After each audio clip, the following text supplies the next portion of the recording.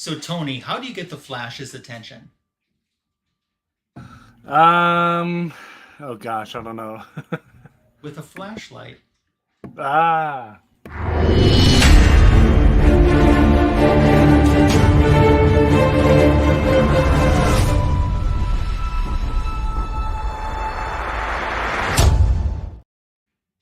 Welcome to the greatest DC comic show on YouTube. Welcome to Fanboys Live and the Retro Review. Happy Father's Day, and thanks for joining us for tonight's show. I'm Ryan Magic Lasso, and happy Father's Day to Signature King. Hi, Signature King SK. what is going on, everybody? Hopefully, Doing everyone had well. a well rested Father's Day. How was your Father's Day so far? It's winding down, but it's pretty chaotic, so didn't Oh, get the chance to sleep in as I wanted. But oh no. I traded that for a nap, so no harm, no foul. All right, at least you got it in there somewhere. That's what counts. Oh yeah, Mine did pretty good, even though I am not a father. My friend who is a father used his Father's Day to go to Chicago, ended up at a comic book store, called me and said, "Now, what back issues are you looking for?" And he found me one that I needed at one of my favorite comic stores in Chicago, which store is that? Chicago Comics. Chicago Comics, easy Yeah. to remember. Yeah, which is over by Wrigley. Oh, very cool. Yeah. So, and I didn't know that he was even going to Chicago, let alone going to a comic store, and found me one that I was looking for. So I was pretty happy about that. And it was he sent me a picture of it and everything, and it was in the price range. Nice. Always nice to find those back issues in the price range you're looking for. Yeah, I've had good success at that store before. I was chasing a Supergirl #1, Volume 1, Issue 1. And this book at that time on eBay was selling in the $50 to $80 range, you know? And I got one in the same condition that it was selling for at Chicago Comics for 20. That's pretty good. Nice. That's respectable. Yeah. So let's say hello to some awesome folks who are stopping by in the live chat. If you're watching on the rewind, we certainly say hello to you and appreciate you as well. Warlord White Wrench, hello all, and hello to you. We hope you're doing well. John's Comics with Kids, White Wrench, here we go. Happy Father's Day to you, John. John and I are doing, as we'll talk about in a little bit, a brand new JLA versus Avengers series. And Tony, you were there for the kickoff live stream where we were kind of talking about what that's going to be like. Well, the first episode is going to be Wednesday night, 9 p.m. Eastern, 8 p.m. Central on my YouTube channel. This will be a new monthly show. We're going to look at Justice League of America #1 and Avengers #1 and let the two issues battle them out, and you in the chat can help decide which one's going to win. Entropy and Comics, greetings to you. Thanks for stopping by tonight. That's pretty awesome. We have Copy 801 here joining us. What is up with you? Oh, Copy. You know how I've been sending you pictures of that plush Supergirl inside of the claw machine? It's still there, but she has flown a little bit, and she looks even easier to grab right now. Copy says, I know the person who owns the original art to that Supergirl Volume 1, Issue 1. That is pretty amazing because that is an awesome piece of artwork to own, especially if it's the cover. So Paul S. is here. Thanks. I'm glad that you're approving on my pick. It's kind of the prequel to the show that I'll be doing with John coming up this Wednesday. So that's why I wanted to cover these three, because they did 3 issues before they had their own series. Avengers didn't have any pre-issues. So, Copy had someone get him 2 books from Heroes Con. Very nice. One of my books went to Heroes Con to get signed. So I haven't gotten confirmation if that got done, but I assume it did. So, yeah. Muabunga to Ruben. White Tiger, cool, calm, collected. Thank you for stopping by. Oh, yeah. That's great OA to own for sure. She looks easier to grab. Oh, thank you all for joining us in the live chat. That is awesome. We'll be joined in a little bit by 2814. He's getting out of the furry suit. He said it was taking a little bit longer. He was stopping out to call the fire department. Yeah. Yeah. Takes a little bit longer. You know, he spent more time in it today than usual. So. Yeah. What's going on DC news-wise? You said there's something going on that I'm not going to like. There's a Is it the lot. recasting of Wonder Woman? Because I ain't too happy about that. No, so I don't. Maybe who knows? Maybe it'd be even better. I don't know, but it'd be pretty hard to beat Gal Gadot. So Action Comics number 1069, which is the Bettina variant.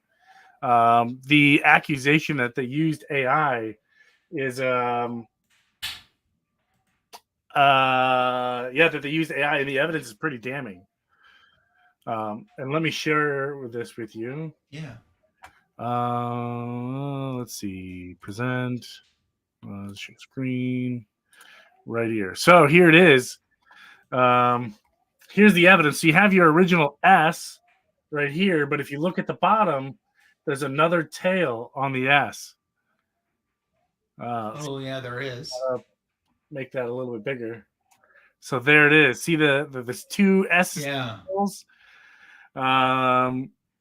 There's I agree with Copy. Like there's little doubt that they used AI for this one. So I think what happened is they used AI generator for it and then just touched it up a bit, and then they didn't touch it up all as much they as they didn't should touch it have. up enough. They Yeah. did not touch it up enough. I agree. So Bettina is in trouble. So Well, I mean, let's just be honest. You knew it was a matter of time before something like this happened. Yeah, I agree. It was inevitable. Something like this is going to happen. So that's negative that the artists are using AI. Another negative thing is they are shutting down DC's community site for really? collectors and hobbyists, and they're shutting it down. And they're switching that over to Discord, which could be a pro and a con, but I mean, they're not paying any web hosting fees to anything to get to where they're at, to get to Discord. So, I mean, is this a sign of the times? They're going to a bunch of free services? I don't know. So we'll see. Blue Beetle is getting a animated series. Okay. With the movie future of Blue Beetle already in question. So I don't know. I seem to remember them saying Wonder Woman was getting her own animated series years ago too, and that never seemed to happen. Well, I think that moved to a live action series. In my opinion, that would be an improvement. I really dislike animated shows. I don't watch them at all. I'm not watching My Adventures of Superman. I'm not either. I've heard good things about it though. I'm sure it's a great show. I'm not going to watch Creature Commandos. I'm sure it's going to be a wonderful show. I'm just not into animated stuff. Mm-hmm. Here I am trying to. I'm not into animated stuff, and I've got surrounded by comics. So, mm-hmm. But yeah, those are the big three ones that I wanted to touch base on. DC slipping up a little bit. I did not know that, Copy. Yeah, so that's all I got for news. You have anything else? I didn't see a whole heck of a lot of stuff really on my side to report, with the exception of just to follow up a little bit from what I talked about last week. I was talking about some upcoming facsimiles, one of them being the Detective Comics number 400. That's the first appearance of Man-Bat. I do have a release date for that now, September 4th. Okay, very cool. There'll be the regular cover, there'll be a foil variant, and a blank sketch available for that.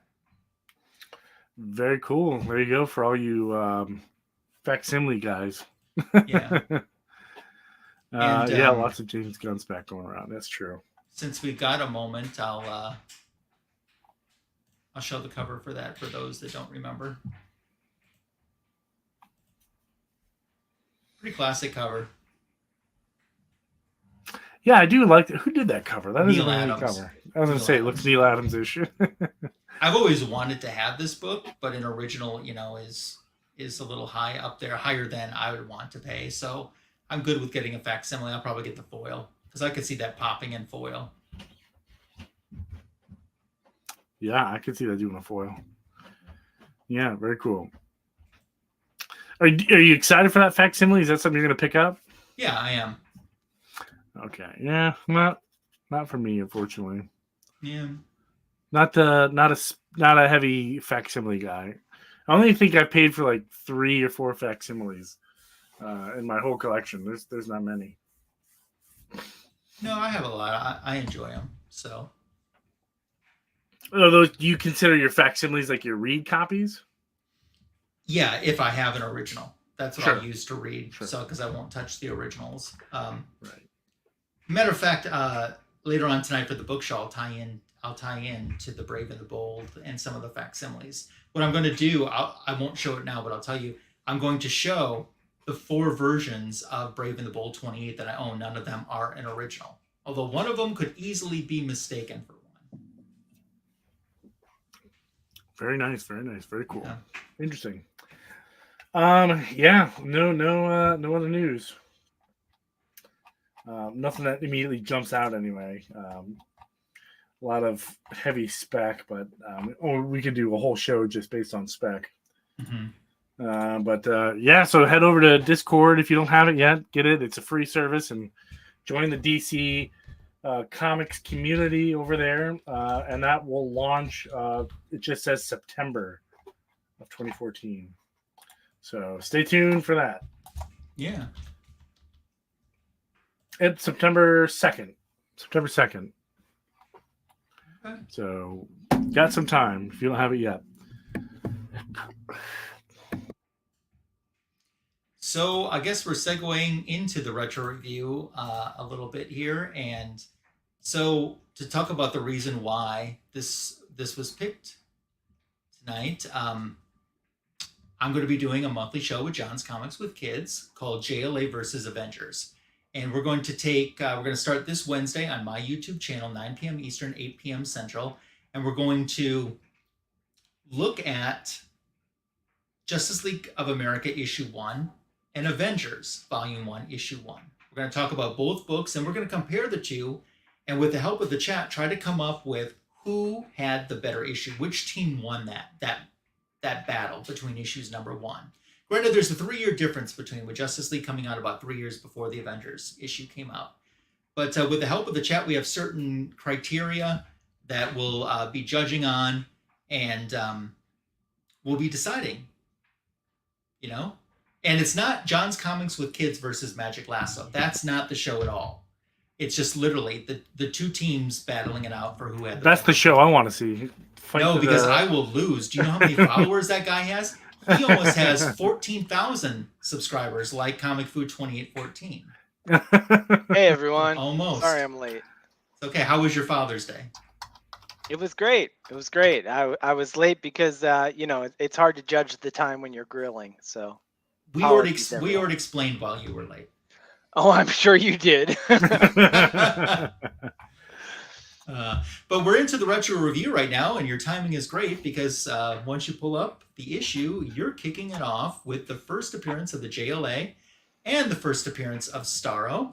But, okay, what is significant historically about this cover? You guys know? I mean, it's iconic, but It is very iconic. iconic. Looking for something. Oh, there's no Superman.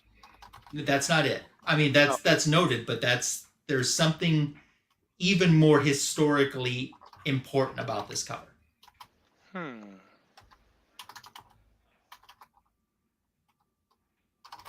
I'm not sure. I'll tell you what it is, and then you tell me what character it is, okay? One character on this cover is making their first ever cover appearance. Oh, Martian Manhunter. Martian Manhunter. Incorrect. No. No. I don't know then. Aquaman? No. Aquaman. He Really? started in the Golden Age, but this is his first ever cover appearance. Can you believe that? Wow. That's true, though. Wow, impressive. Okay. Yeah. I didn't know that. Yeah, it's true. But take it away, CF 2814. All right. So yeah, believe it or not, I had never read this issue before, so this was kind of a treat for me. Awesome. So starting up here tonight, we've got Brave and the Bold, number 28, first appearance of the Justice League of America. You can see I've got my pop right here, Lasso. Oh yeah. Let me Yeah. make you big there. Sorry, I don't know if you can see that. Yeah. There you Did go. You you got did you Mr. ever open it to see if there's supposedly is an NFT code inside, but I've Never never opened opened. mine. Never opened. Yeah.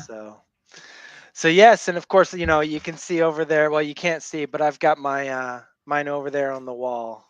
But Okay. it's a facsimile, so I guess that doesn't count. Yeah. Yeah.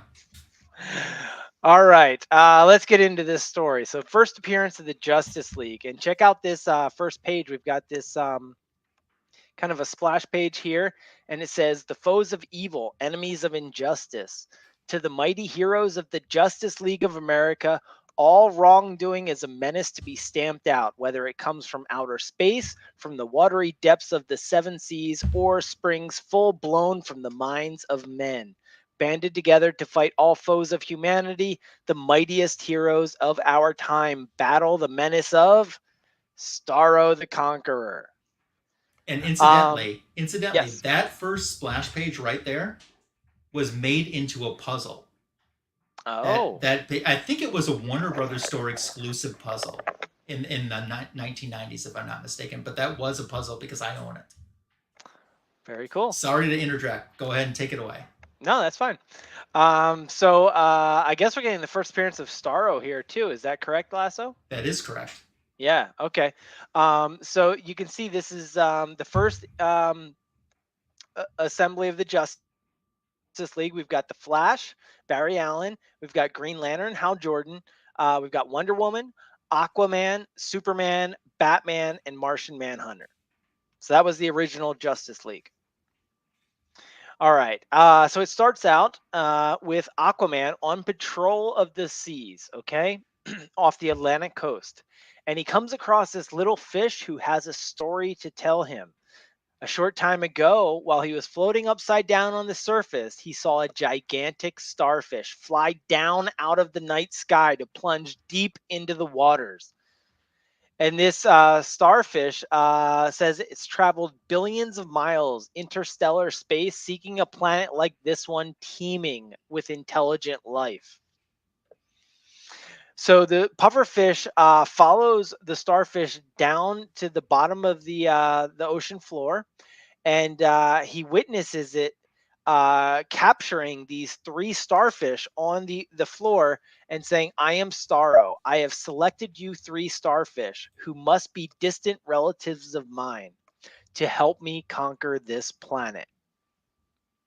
And so he sends the three of them, these three starfish that he's now transformed them to look like identical copies of himself. He sent them out into the world to begin to take over. So Aquaman, after hearing this story, he sends out a message to the Justice League. And now this is the part I found interesting because as you read through this story, it felt very natural because we already know the Justice League. There was no kind of assembly of the league. It was just like it was almost as if they were already a thing. Is that the case, Lasso? Like, was there any talk made? Do you know of like an issue prior to this or something? Not prior to this, but in issue 9 of their regular series, they go Mhm. back and do the origin of the Justice League, essentially the prequel.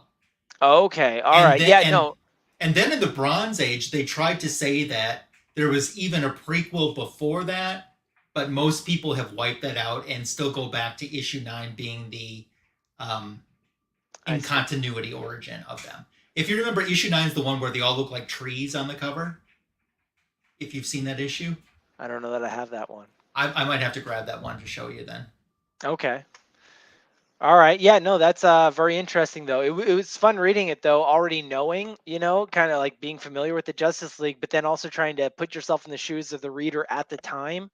Um, I it, it would have blown your mind, I suppose, like seeing all these heroes together for the first time. So anyway, Aquaman sends out this message to the Justice League, and Wonder Woman is the first to hear it. Now she's she's hanging out with Steve Trevor, getting ready to you know what, and stir the spaghetti sauce, as Lasso would say. But she gets the message, and she realizes it's the secret signal from the Justice League. And so she instantly says, I've got to go. This must be important. And Steve is very understanding. No problem, Angel. So Superman is the next one to get the message. But Superman, this is important and really interesting. Superman is busy battling meteors from outer space that are hurtling towards Earth and would cause major damage. So while he gets the message, he's like, it's going to have to wait. Like, he's got to stay here battling these meteors. All right. So that, again, keep that in mind, because that's going to be important through the rest of this story. Next, he is Green Lantern. Hal Jordan, again, he's a test pilot, right? And so for the Air Force, and so he gets the message, and while he's in the middle of this test flight, and so he converts to Green Lantern, and he sets this thing on autopilot, knowing that it has 24 hours worth of fuel, and it's designed to go around the world. So he's like, I'll conclude my Justice League business within the next 24 hours, and then I'll come and land the plane. So once again, Hal being just so responsible. And so Green Lantern rushes off to help. Meanwhile, Batman is helping out with a catching the criminals in Gotham City, and he gets the signal, but he needs to finish the work in Gotham City. So again, keep that in mind, right? Yeah. That's again another important fact, that Batman also is too busy to help. All right, next up is the Flash. And the Flash is also in the middle of doing something. There's a tornado getting ready to hit these towns when he gets the message. But he's the Flash, right? So he moves real quick, and he's like, well, I'm going to have to finish my job first before I can help the Justice League. So in a split second, he goes and he runs backwards on the tornado, basically putting the tornado out. And now he's good to go on to help the Justice League. Then we've got Martian Manhunter, who is he gets the call while he's transformed into his human form. He's supposed to go on vacation, so he says, "Okay, I'll just spend my vacation as John Jones, not as John Jones detective, but as John Johns, Manhunter from Mars." So all of the heroes that have responded are meeting here in the Justice League Hall, and we see Flash, Green Lantern, Wonder Woman, Martian Manhunter, and Aquaman. But notice those other two seats turned away from us; those would have been for Superman and Batman, who were too busy to come to the call. All right, so Flash is basically kind of providing the orders here. He kind of takes lead, and he's like, look, Green Lantern, you go cover the territory around the Rocky Mountains, because basically this fish kind of told them what the assignments were for these starfish going out. So Green Lantern's going to go to the Rocky Mountain National Park. Wonder Woman and Martian Manhunter will go to tackle the agent who was going to Science City. And then Flash is going to go on another mission by himself. So with that, and he tells Aquaman, why don't you go patrol the seas and see if Starro makes any more giant starfish. All right, we're going to jump forward a few pages here. Okay, so now they've all split up, right? And Green Lantern is first up. He's in Rocky Mountain National Park, and he finds one of the Starro clones right away. This Starro clone is attacking a U.S. Air Force jet. And it just so happens this jet, the guys inside are like fighting it off. They don't know what's going on, but this jet has a nuclear bomb inside, an atomic bomb. So Starro grabs a hold of the atomic bomb, lets the jet fall. Green Lantern has to rush in and save the jet, and then fly after Starro after saving the guys on the jet. And sure enough, Starro detonates the atomic bomb. Green Lantern shields himself with his ring, and no sooner does he do that, but he realizes that Starro is absorbing the energy from the atomic bomb.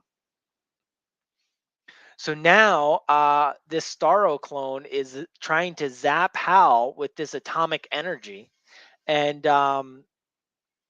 but Hal is too quick for him. He zaps him right in the middle of his eye, and it's a direct hit, and it causes him to lose the Starro clone to lose his power and size, and he converts back to just a regular old starfish.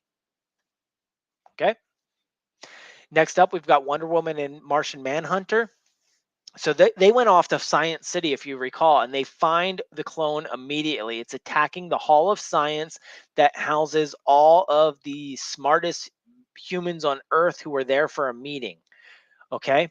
So Starro grabs the building and flies off with it because he wants to capture the minds of all of the humans inside, basically steal their minds to gain their knowledge. So he flies off with the building full of these scientists, and Martian Manhunter and Wonder Woman chase off after them. Martian Manhunter says, I'm going to fly off and try to find a weapon against this monster. And Wonder Woman tries to catch him with her lasso. Meanwhile, thinking, like, how's he going to find a weapon against this monster? Like, what's he talking about? So, but Starro actually proves to be too strong for Wonder Woman at first, catches her off guard.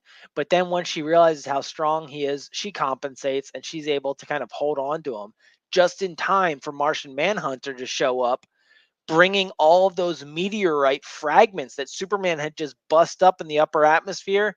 He brought down gently so that they didn't burn up in the lower atmosphere, but then he could direct them instead towards Starro. In doing so, he ends up causing a fire in the building. That's not good for Martian Manhunter because he's vulnerable to fire. And so he has to pull in storm clouds from nearby to basically cause some rain to put out the fire. Then he's able to go in and help the scientists. Wonder Woman fights Starro, who has now not only gained the knowledge of these scientists, but now he's zapping her with these atomic rays. She's fighting them off with her bracelet. And Martian Manhunter shields himself with some lead tiles from the roof. Wonder Woman then tells her plane to go on autopilot, lassos herself to the plane, which flies her along, which slows Starro down. Martian Manhunter is attacking it, and she attaches it to the building to the plane to slow Starro down, giving them time to battle this Starro, making it weaker as it falls. And when it hits the ground, basically it's over with for this clone of Starro. All right. Then we get this funny little one pager where we get a description of what starfish are. So they're echinoderms. And they talk about the different types of starfish: brittle stars, sea cucumbers, even sea urchins. So that's kind of fun if you're into science. Oh, this page is amazing. I read this entire page. It's so cool. It's basically a conversation from not a conversation, but it's a conversation taken out of a page from the U.S. House of Representatives Committee on Science and Astronautics. It's basically a conversation with Einstein on the possibility of traveling faster than light speed and why it is not possible and what would happen to you.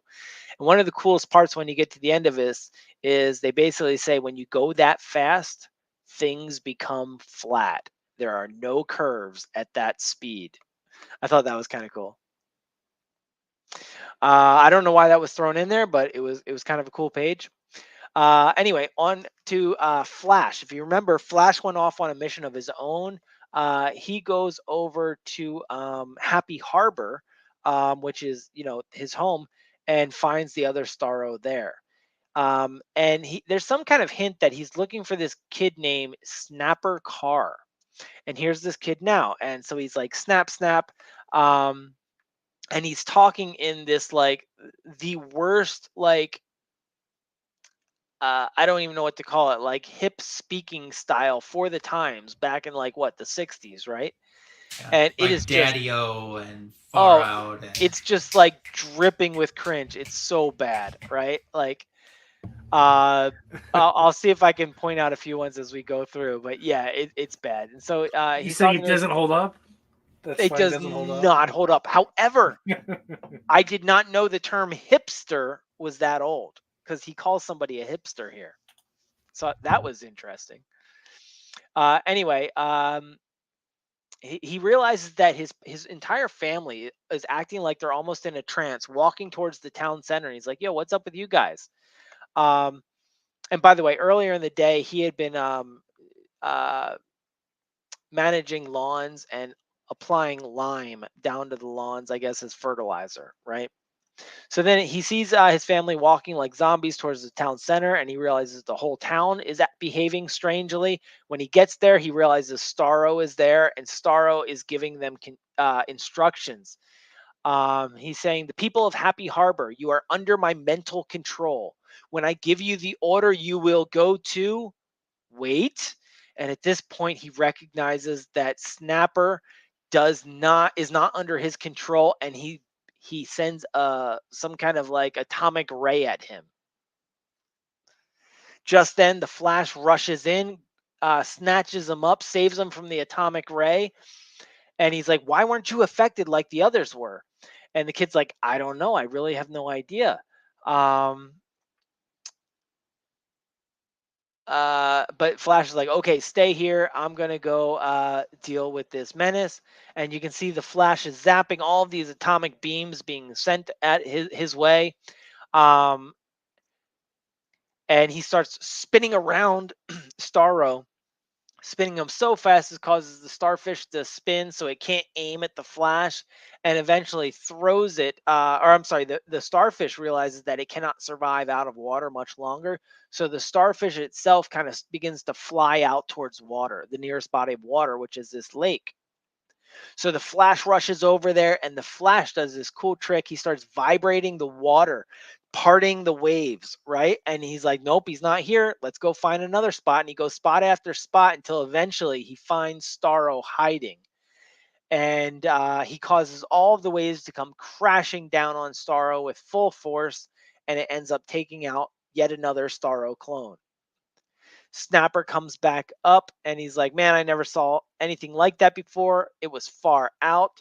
And at this point, the Flash still wants to know why Snapper was not affected. So he races forward in Snapper's roadster car. He pushes it as fast as he can without melting the tires, basically. Takes him back to his parents. And again, Flash says, "Snapper, you're coming with me. We're going to go figure this out." Meanwhile, they go over. You've got the main Starro now. The main Starro describing that how the first Starro, by completing the atomic energy mission, he relayed the atomic energy to the second. The second relayed the knowledge from the scientist to the third, and the third relayed how to control human minds to the main Starro. So basically, they were passing on each thing they learned or the energy, and so now the main Starro controls it all, right? And he's like, "Earth is mine. Earth beings will obey me, and when I order them to explode all of their atomic bombs so I can bathe in them and absorb their energy with enough nuclear power in me, I can travel on to other worlds."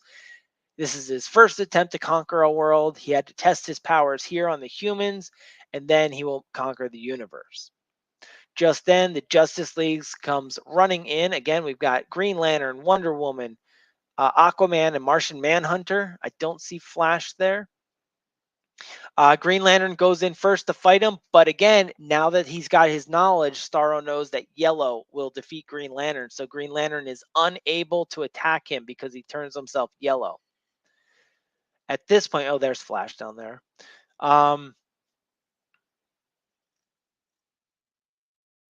At this point, sorry, I'm just seeing.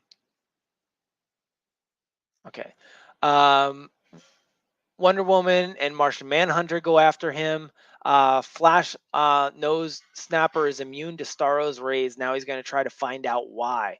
So they start doing this analysis on him with Green Lantern's ring, and they realize that like he's covered in calcium oxide, lime. And the kid's like, "Yeah, I was using lime on the lawn today." And they're like, "Oh, okay. The oyster men use quicklime to fight starfish who prey on their oysters in the sea." So they deduce that this starfish must be allergic to lime as well.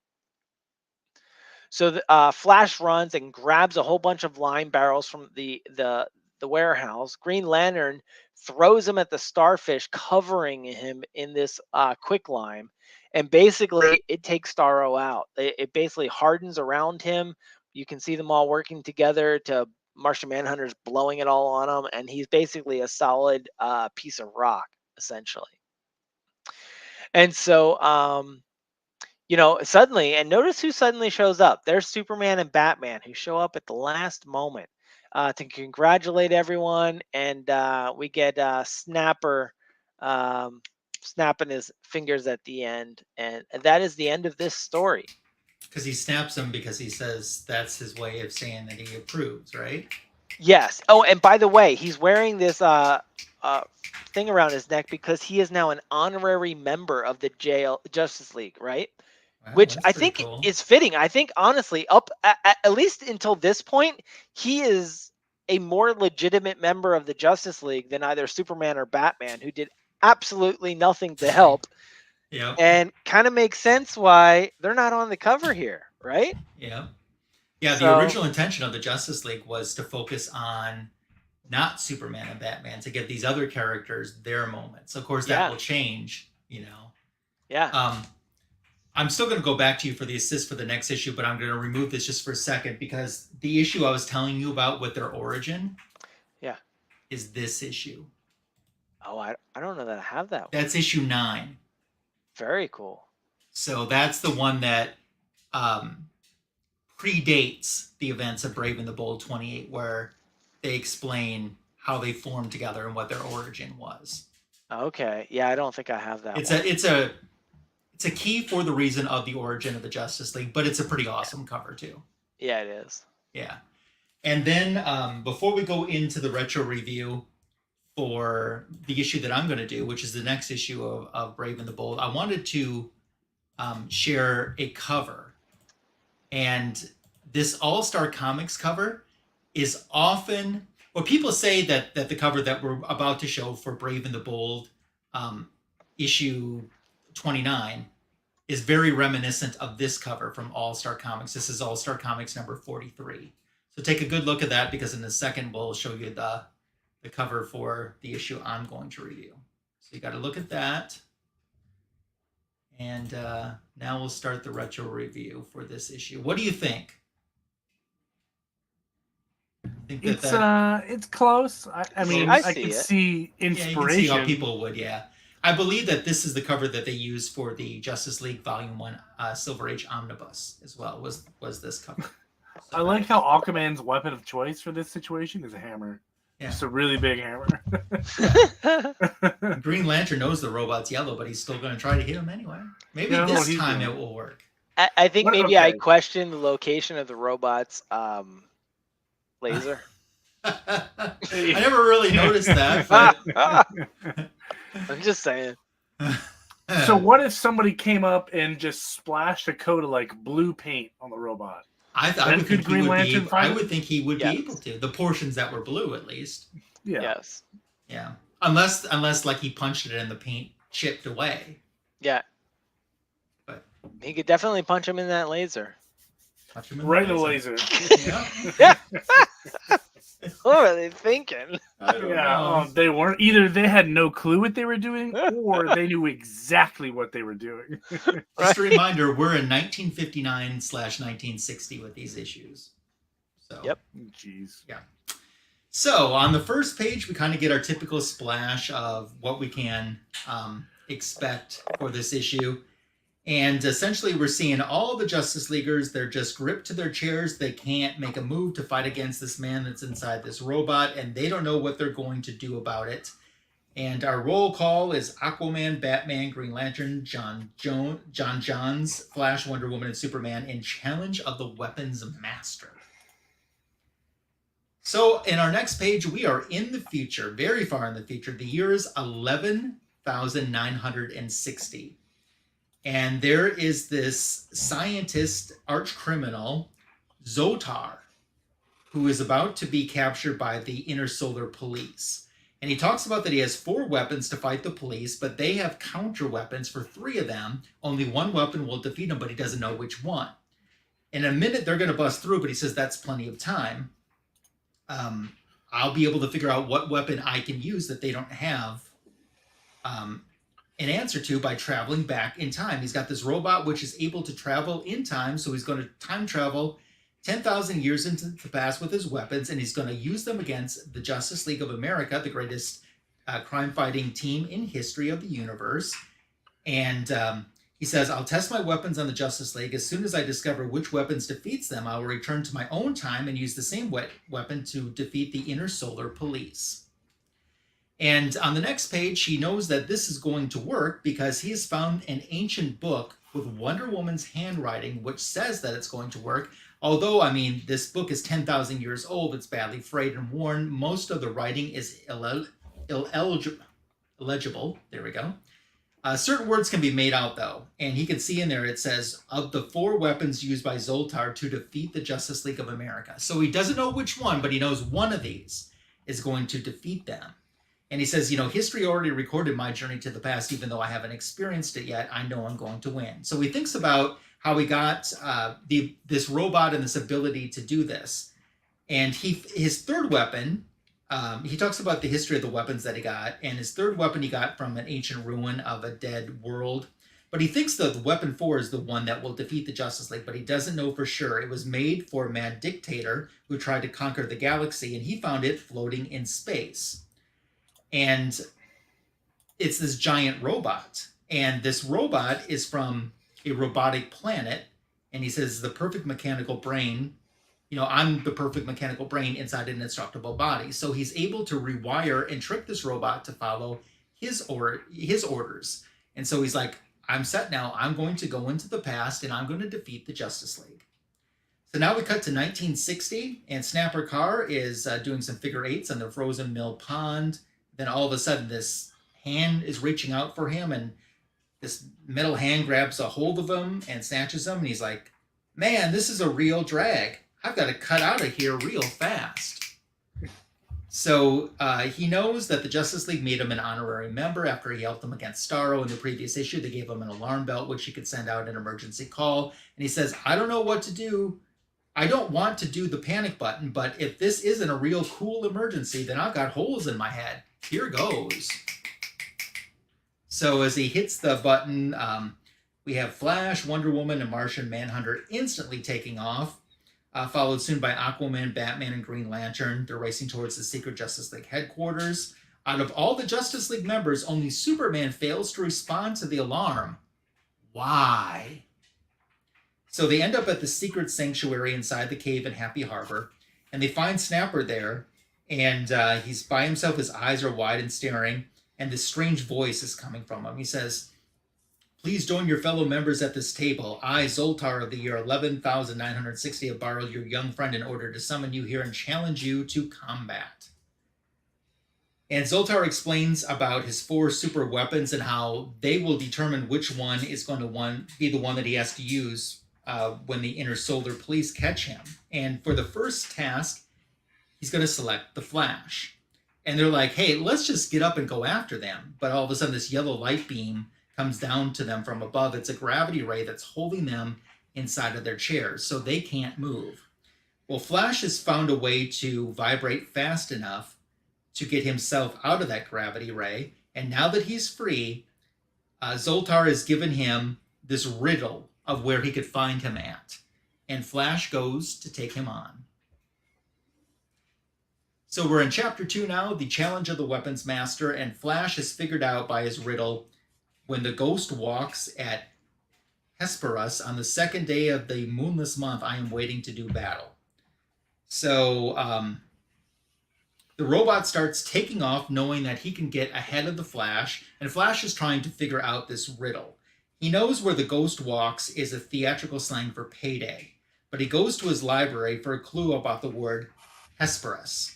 And in an instant, he's gone through the library and figured out exactly what that has to do with. It has something to do with the planet Venus. And he says there's a Project Venus down in Florida. It's a top secret crash program to send a rocket to the planet Venus. That's where he's going to strike. So he heads down to Florida, and he's telling them at the base what's about to happen. And they say, well, Zoltar must be stopped at all costs, Flash. We've been working day and night to pull ahead of our rivals in this space race. And if Zoltar and his time robot are allowed to run wild, they'll set our space program back 5 years. So they say, if anyone can stop him, you can and you must. So he goes to it. He finds the robot there, causing some damage. They fire this beam at him, and Flash is like, I'm too fast. In a split second, I'll be close to Zoltar, and his threats will be idle.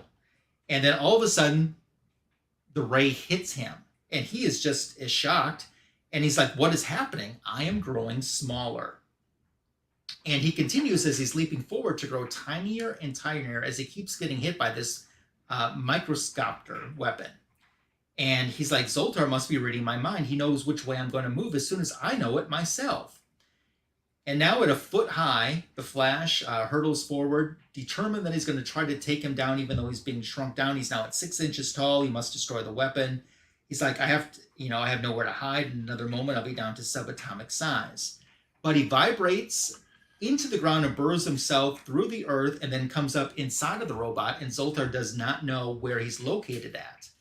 And Zoltar is getting a little worried because unless he keeps hitting him with this microscopter beam, reducing him to a small size so that he enters the subatomic universe, the effects of the beam will wear off. And then all of a sudden, he's really freaked out as his weapon starts to melt before him. He's like, well, the Flash must be doing this, but I don't know how. And the Flash is moving so fast, invisibly, that he's melting this weapon. And the weapon's now ruined. And Zoltar hits the ejection button from his time robot, and instantly the Flash is starting to grow back in size because he's not constantly under the beam, and Zoltar disappears. He is going back in time, and he's going back to a minute after when he left the Justice Leaguers in their headquarters. And the Flash even won't be able to get there as fast as he's still growing back. So in the next chapter, he's back at the JLA headquarters, and they're wondering how the Flash is making out against Zoltar.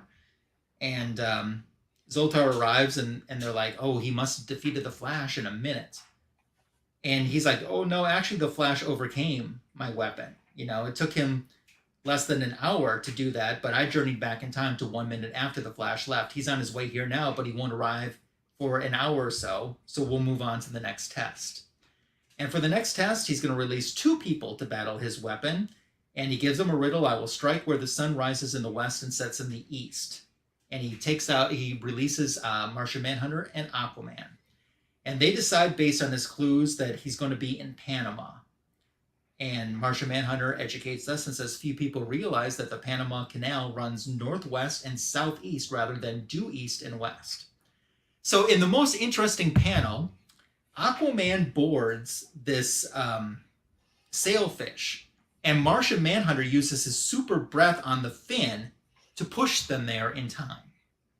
Why he wouldn't just pick up Aquaman and fly, I don't know. But that's the method of transportation, which I think would be an amazing cover. Don't you think that would be an amazing cover? Bring it back. Yeah. That's how I'd travel. We need a blank sketch variant for this one. So they get to Panama, and they find the robot on the shore heading for the canal, and the robot starts to blast him. And nothing seems, essentially to be working when he hits Martian Manhunter. And he's shocked as to why. He's like, I must have turned him so small that I can't even see him. And he's like, well, now what's happening? I can't see anything. My window turned black. I can't see out of it. But what had happened there, Aquaman had an octopus, a squid, use his ink to cover his windshield, essentially, so he can't see.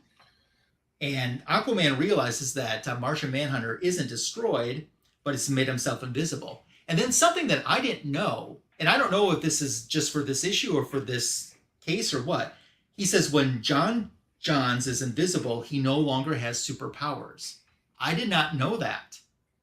So Aquaman knows it's up to him, and he uses his aquatic telepathy to get a whole bunch of giant octopi to weave their tentacles like into a living chain and start pulling this robot into the water. And the robot's firing at them, but it does a little bit of good until this robot realizes he's so far out into the ocean, and now he's stuck and he can't move because what Aquaman has done now, he's had a bunch of clams get a hold of his feet and then chomp down so he can't move his feet. If that isn't Silver Age DC, I don't know what is. At this point, John Johns becomes visible and uses his super breath to rotate a swirling column of sand. And, you know, that's the beginning of like how they make glass. And he turns it into a mirror. Now that he's visible again to the robot, he starts to fire his weapon, but Martian Manhunter uses that mirror, and when the beam hits him, it reflects right back onto the robot, thus destroying that weapon, and it doesn't make it good. And John Johns and Aquaman on the bottom of that panel start swimming towards him, and like, we got to get a hold of him, you know, but then he starts to disappear. And they know that he's going to go back to the JLA headquarters and grab someone else for another test. That's exactly what he does for Chapter 4.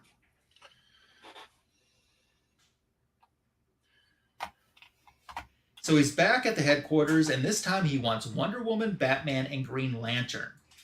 And he says, you're going to fight me above the living stone of the ring-necked pheasant. Ooh. So they say, Batman says, where is that? That sounds like kooky talk to me. And then he says, Zoltar is the most dangerous enemy that JLA has ever faced. So he is establishing that by this point, apparently they've had several adventures together. And Wonder Woman says, we may need Superman to give us a hand against him. And Green Lantern reminds them, but the Man of Steel doesn't answer the emergency alarm. Where could he possibly be that his super sensitive hearing couldn't detect our signal? Batman says, well, I have an idea why he isn't here and hasn't replied to Snapper's call, so I'll go check on my theory. You two go ahead and take care of Zoltar. So Wonder Woman's in her robot jet flying out. Green Lantern's using his power ring, and they decide that he must be out near Mount Rushmore. And so they head to that direction, and that's where they find him. The giant robot sees them coming, and he decides Wonder Woman will be the first target. He's going to use his magneto bubble weapon. So he fires that at her and encases the invisible jet, and they start being drawn skyward. And this bubble has a strong magnetic attraction for the yellow star Capella, which is 250 trillion miles from Earth. So it's starting to pull the invisible jet with Wonder Woman inside towards that star. Green Lantern knows his power ring's useless against anything yellow. He's like, I can't let Zoltar know that, because otherwise he'll start planning his attacks accordingly. But he's like, I can still overcome and free Wonder Woman. So he uses a balady, which is a bright meteor that explodes in the course of its flight through the atmosphere. So he uses one of those and kind of fires it so it hits Wonder Woman, and when it causes the explosion, that frees her from the bubble. And she gives him, on the next page, a big old wave, a thank you wave, and he says, let's go after Zoltar, and here's my plan. And he's like, Zoltar's like, the Emerald Warrior is proving himself a worthy opponent. Perhaps I should have eliminated him first. So there you go, GL fans. Your man got a little shout out there. And he starts firing at him, but he keeps missing Green Lantern because, unbeknownst to him, Wonder Woman's on top of the robot and has used her lasso on the nozzle. So every time he fires, she's shifting it off a little bit so it's not hitting the target. And she says, you know, she's repaying GL by keeping him safe because he freed her from that mess. So Green Lantern says even his window view has yellow grains in it. You know, I can't get to him, but I can use the clay that's in the area to try to get to him. So he rams the clay and makes it into a super weapon. And then it starts to fade out. They know what's happening. They know that they won against the third weapon and that he's going back in time. And he says, you know, all along I thought it was that fourth weapon. Now I'm going to prove it by fighting the entire Justice League at the same time and defeating them. That's what's coming for Chapter 5. So back in the headquarters, speaking through Snapper Carr, he says, you know, he releases them from the gravity beam. He says, I'm challenging all of you, you know, but I know I will win. It has been foretold. It has been written.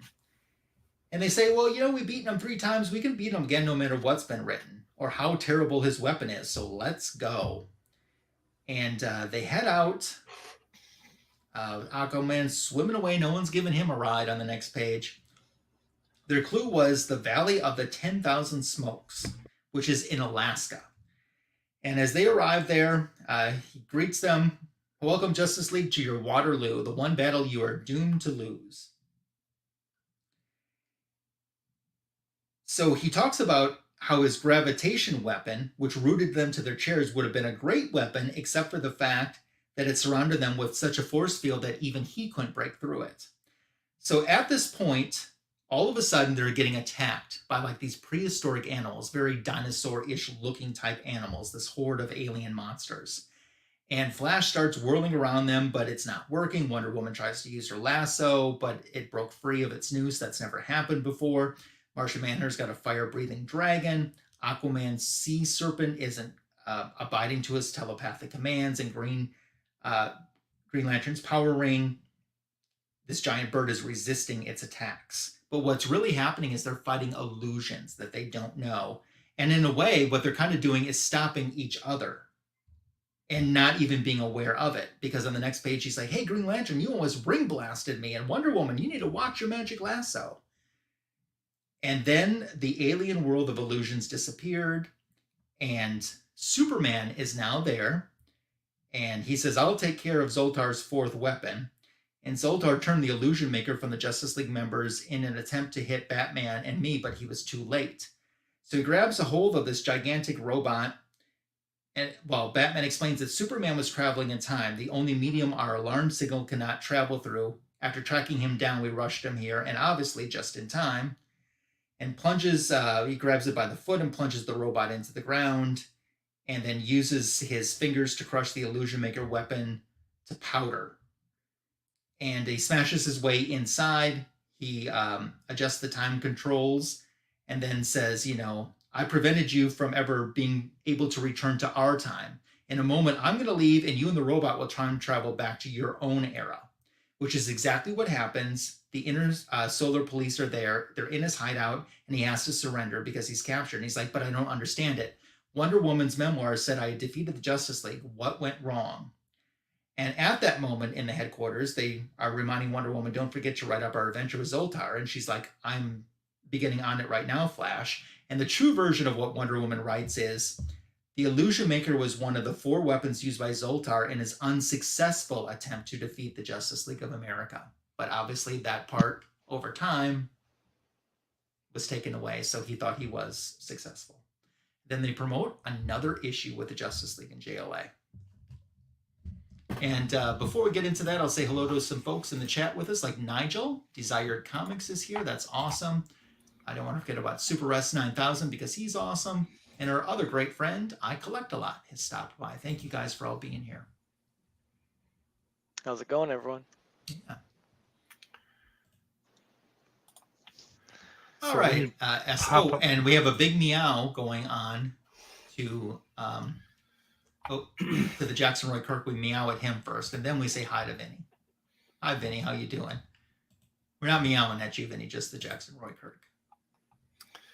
All right, time to power review this book. There's a lot of meat on these bones, so quite a bit of story. So, so this is the JLA's interaction with Amazo, who steals all the power. So we start off here with the Flash.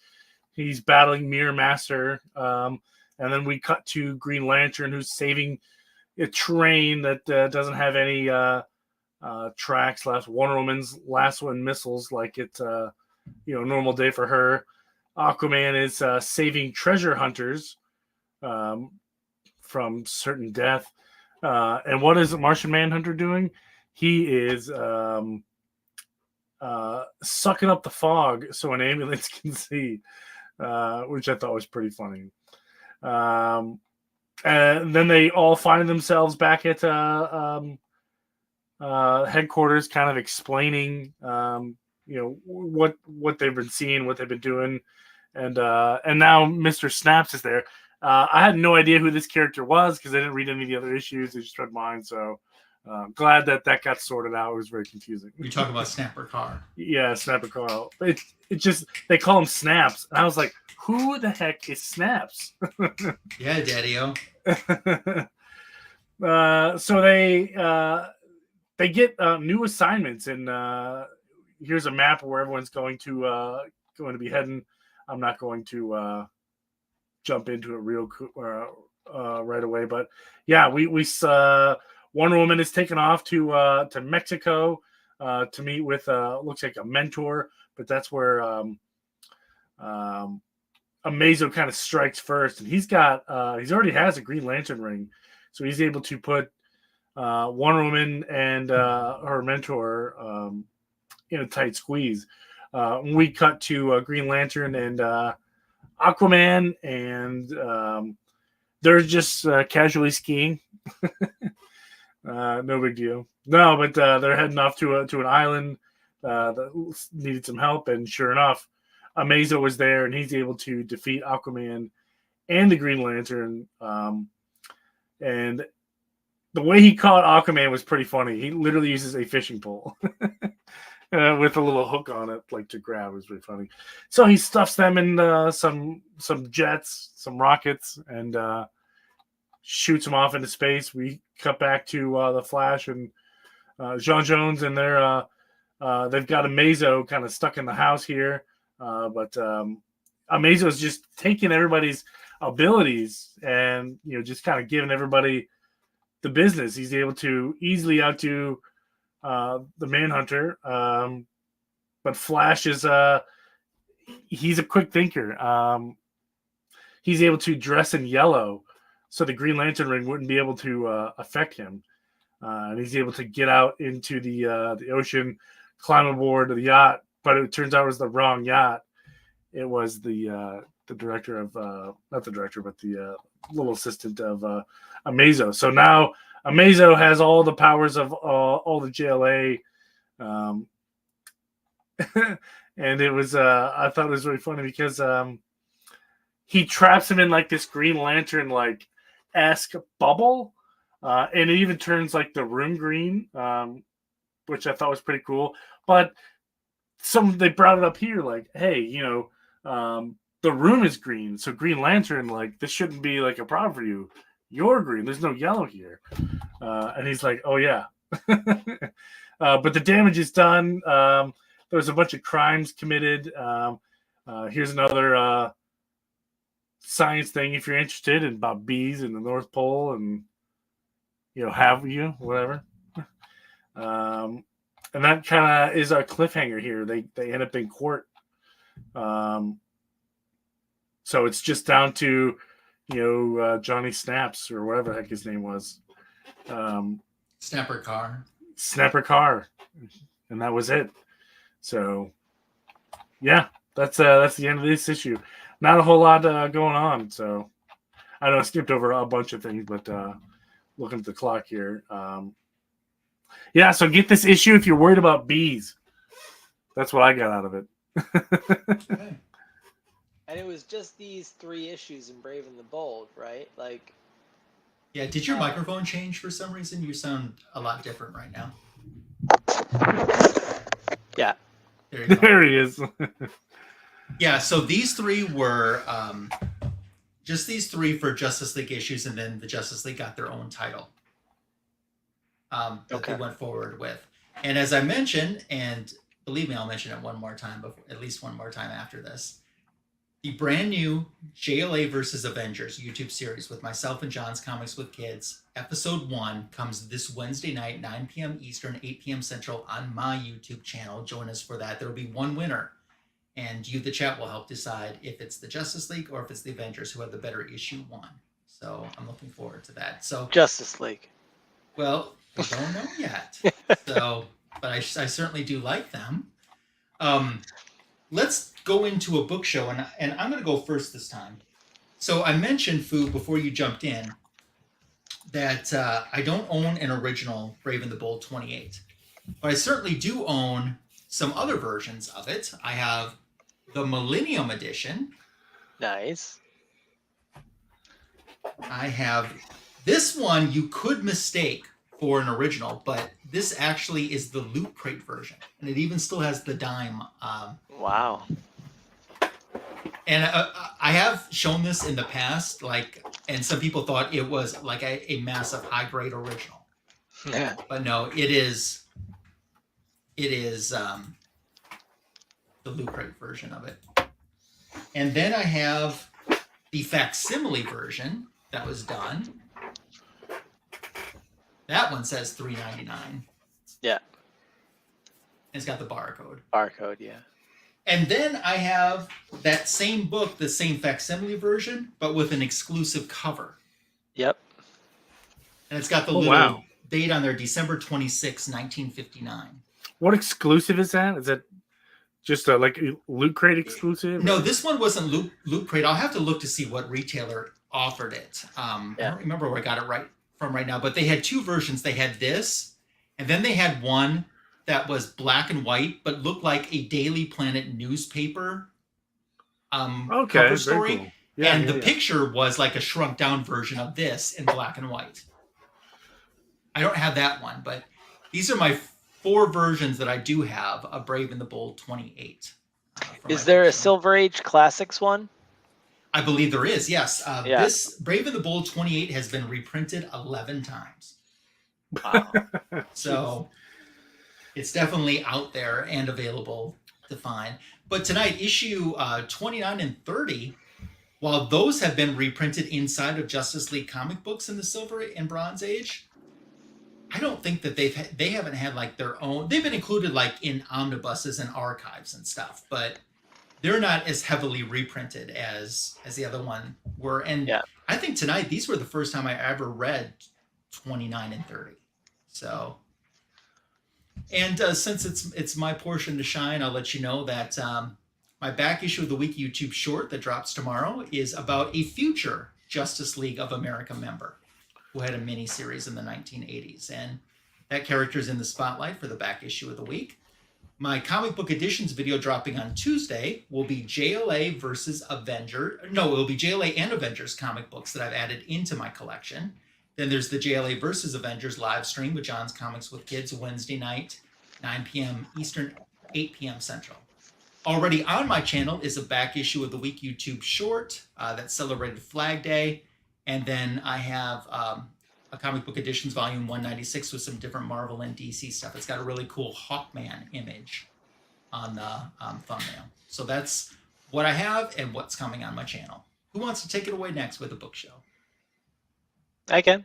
Okay. So I have not been to a comic shop in quite a while, right? And I had an opportunity to walk into one recently. It's not my main one, right? So it doesn't have like my pull list, which is usually all I get anymore. But I walk in there, and what do I see sitting on the wall? It's a foil, Tony. Oh, geez. The Justice League versus Godzilla versus Kong, and this is a foil cover of King Kong as a Green Lantern. Is that issue 1? No, I think it's like 7. Yeah, issue 7. I didn't even know this title was going on, but I couldn't resist that cover. I knew the title was going on. I didn't know that they had a variant like that. I'd never seen. Yeah, I didn't know that either. That's kind of neat. Yeah, pretty cool, huh? I love silly crossovers. Yeah, and foil. And foil, so and Green Lantern. And Green Lantern. Check. Yeah. And gorillas. Yes. No, not so much gorillas. Although I do enjoy the Godzilla Kong movies. Those are always fun. Okay, what's coming up on your channel, Comic Fu? that was a low blow. Yeah. Nothing? One father to another low blow.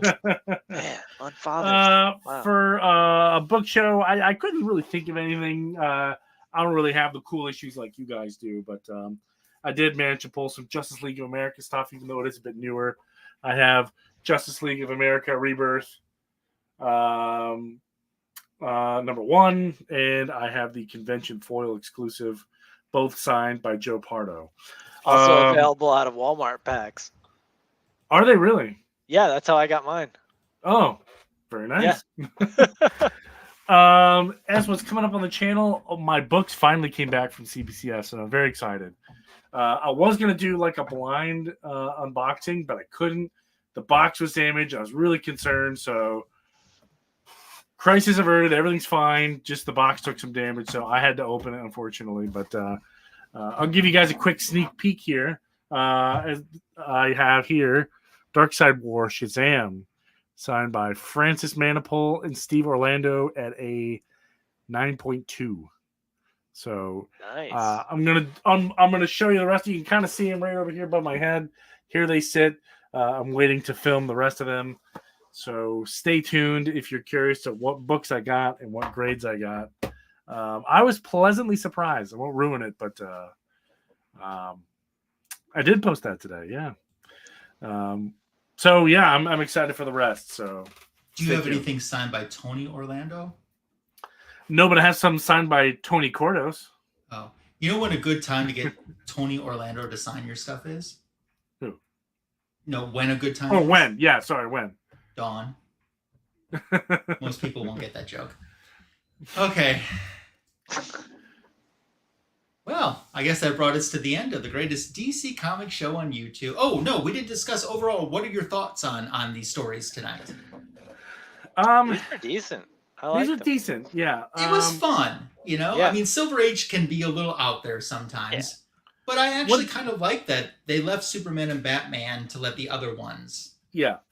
Yeah. One thing I've always liked about these older books is there's a ton of story. And there's not a whole lot of like, well, nowadays everything's a splash page, you know? Mm-hmm. But yeah, back then you didn't really have splash pages. You had all art. So it was nice. I really enjoy stuff like that. And it was all story, not too much of just all that other nonsense that goes in between nowadays, right? Now, I know that there's some people, like, for example, and I don't think she would mind if I use her name, Silver Hair Bronze Age Babe. She doesn't like Justice League because she doesn't like that they all have to split up into teams and go off and do their separate thing. Is that an issue for any of you guys? No. Even in the Justice League animated series, they did that, you know. Mm-hmm. Oh, I need heroes here. Yeah. You know, John in the Watchtower kind of playing a little air traffic control. Yeah, no, I thought they were good. I'd probably give them, gosh, I don't know. Out of 10, I'd probably give it like an 8 out of 10. I enjoyed it. I'll go 8 out of 10 as well. Yeah. I'll stick with 8. 8. I'll do an 8. Okay. And we don't do this all the time, but tonight for the funsies of it, I'll throw it out there. Happy Harbor is the town that the Justice League's sanctuary is inside this cave. What state is Happy Harbor located in? Michigan? No, but Justice League did have they were in Detroit at the end. Detroit, yeah, that's okay. Yeah, you're right. Maryland? You're closer, but you're not right. Delaware. No. I give up. Rhode Island. Oh. Okay, sure. Wow. I don't know if there really is a Happy Harbor in Rhode Island. But it is Rhode Island, so. All right. Well, there you go. Learned a little something. Yeah. Shout out to everyone watching in Rhode Island. Both of you. Yeah. Appreciate it. Okay, so I guess our next pick circles back around to 2814's turn. Oh, okay. Unless you pick something ginormous. No, not this time. Okay. Yeah, I was going to say, we're going to take a break for the multi-week. Yeah.